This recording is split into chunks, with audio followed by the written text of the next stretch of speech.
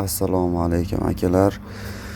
Damas mashinamizga 301 emulyator qo'yishni ko'rib o'tamiz. Plus chekkaga ulanadi. Gazdan uziladi, tok ham uziladi. Benzin nasos tok joyida turadi. Impuls ham kerak emas. Massa kerak. 12 volt level deganiga gaz ulaymiz, chekkasiga signal ulaymiz. Xuddi shu tartibda ulanadi. Xudo xolasa hozir qo'yib ulanayotgan jarayonlarni ko'rsatib o'tamiz. Bizga emulyator, kabel, gaz datchik kerak bo'ladi.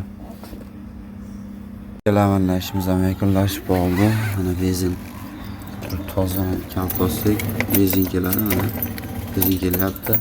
Gaz ochsak, gaz ochyapti. Mana endi hozir bu yoqdagi tublarni ulayapmiz. Mana bitta minus. Emulyatorga ham ketgan.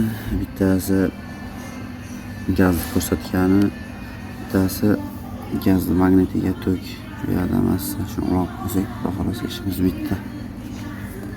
Xudo xolasa mana akalar ishlarimiz ham bitdi. Akamiz bilan gazni ochamiz. Gazni ochdi. Gaz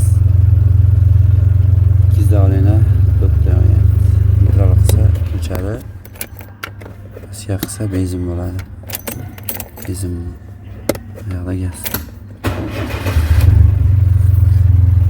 Muhim tomoni sidinani ochib har safar gaz ko'rilmaydi. Emulyatorga qarab yuriladi.